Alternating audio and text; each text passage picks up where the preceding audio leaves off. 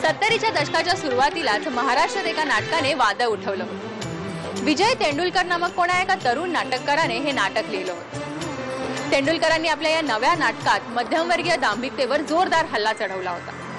त्यांच्या लिखाणातील विद्रोह इतका प्रभावी होता की मराठी नाट्यविश्वातील सगळी समीकरणच बदलून गेली आणि हे नाटक मराठी नाट्य इतिहासात एक अजरामर कलाकृती ठरली।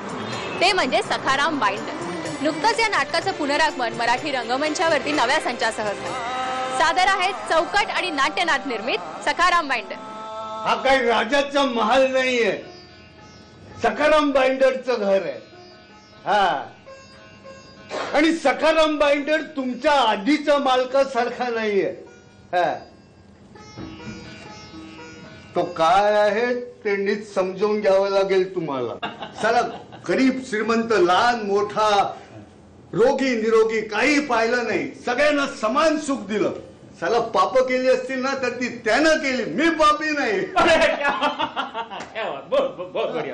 तरंग पणशीकर यांनी या नाटकाला पार्श्वसंगीत दिलं असून अतिशा नाईक, अरुण होर्णेकर, जगतकुमार पाटील, वसंत सपकाळ, रेखा बडे यांसारख्या कलाकारांनी यातल्या आव्हानात्मक भूमिका साकारल्या। सखाराम बाइंडरच्या या नव्या आवृत्तीचं दिग्दर्शन केलंय अरुण होर्णेकर यांनी। उठू नका, बसा तिथं। काय म्हणतोय मी? उठू नका, बसा तिथं।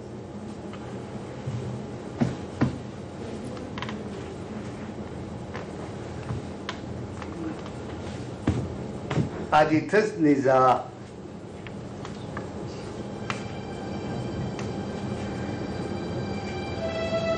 झोपण्यापूर्वी पाय दाबून घेण्याची रीत आहे इथली। माणसं आली गेली, रीत काही चुकली नाही। मला ही जुनी गाजलेली क्लासिक नाटकं पुन्हा करायला आवडतं। मी बरीच म्हणजे 1-0 बाजीराव पुन्हा केलं, तसं वेटिंग फॉर गोदा केलं टॉम ऑल्टरला घेऊन, दिवा जवळदे साईरात केलं। तसंच हे नाटक खूप दिवसापासून माझ्या मनात होतं, कारण सारंगने केल्यानंतर परत मध्ये कोणी ते करण्याचं धैर्य नाही केलं आणि माझ्या डोक्यात खूप दिवसापासून होतं पुन्हा तेंडुलकरांशी माझा फार जवळचा संबंध। निळूभाऊंबरोबर काम केलं आहे, कारण माझ्या जंगली कबूतरमध्ये ते होते, त्यामुळे 8-10 वर्ष मी त्यांना खूप जवळून पाहिलं आहे। त्यामुळे हे नाटक आधीपासूनच माझ्या डोक्यात होतं आणि मी करायला घेतलं। एक विचारायचं होतं। काय विचारू? कापूस कुठे असतो? कापूस निरांजन लावलं असतं देवाकडे। तो असेल कुठेतरी, कारण आधीचीने कुठे ठेवला ठाऊक नाही आपल्याला। हा, तुम्ही मृदंग कुठे असतो विचारात, चिलीम कुठे असते विचारात, ते आपलं राज्य। नसेल तर आणून टाकतो उद्या। हा, आणखी काय?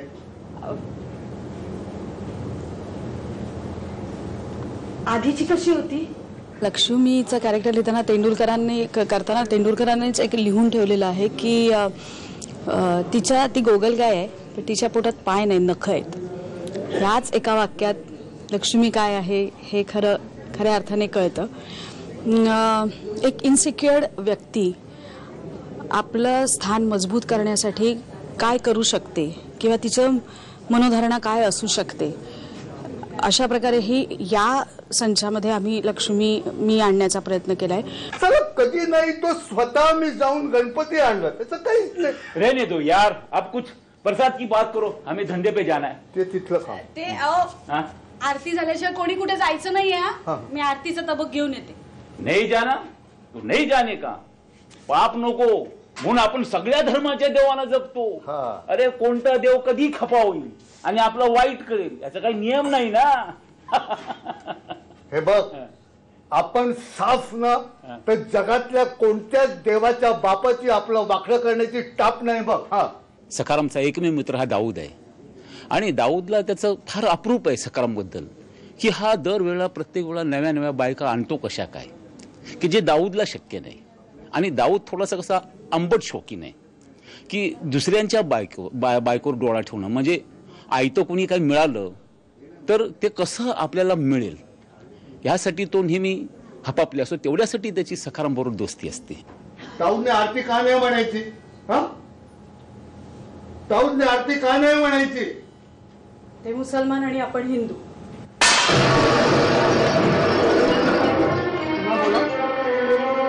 आणि आरती का नाही म्हणायची? जाऊन दे, आरती का नाही म्हणायची? नीट बघून घ्या. या घरात तुम्हाला राहायचंय आता म्हणून म्हटलं. नीट बघून घ्या.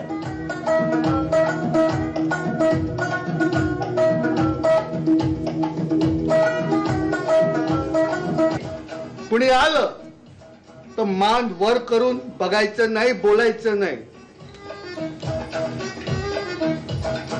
आणि मी नसेन तर घरात घ्यायचं नाही कोणाला. विंचवाला चंपा हे कॅरेक्टर करताना थोडेसे कष्ट पडले, कारण तिचं मी जरा टॉमबॉय लूक आहे माझा, पण तिचं चालणं, वागणं, बोलणं, तिचा ठसका, त्याच्यानंतर त्या बायकांची जी दुःख असतात ना, खालच्या लेवलच्या बायकांची दुःख, आणि ती भांडणं, ती राग, ती चिडचिड, खूप माझ्यासाठी खूप कठीण गेलं ते. पण होर्णेकरांनी ते खूप सोपं करून घेतलं. मला धंद्याला लावायला बघत होता, पण मीच काटाळे मुर्द्याबरोबर राहण्याला. उठसूट दारू पिऊन जीव देण्याचा धमक्या देतोय. कसला जीव देतोय? जळलं मेल्याचं तोंड ते.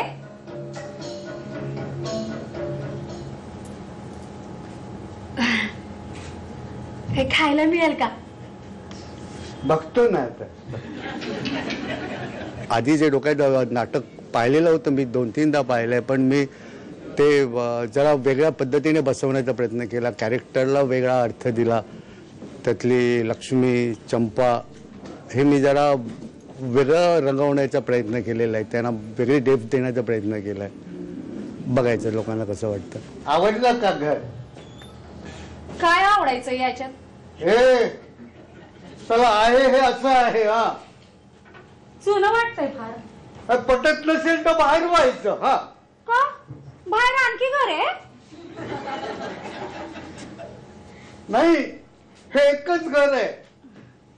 हा, आणि हा काही राजाचा महाल नाही, हे सखाराम बाईंडरचं घर आहे. हा, तब्बल 30 वर्षांनी सखाराम बाइंडर सारखी अजरामर कलाकृती या निमित्ताने पुन्हा एकदा रंगमंचावर येते. विजय तेंडुलकरांच्या सामर्थ्यवान लेखणीतून प्रकटलेला हा नाट्यानुभव रसिक प्रेक्षकांना वारंवार समृद्ध करेल यात शंकाच नाही.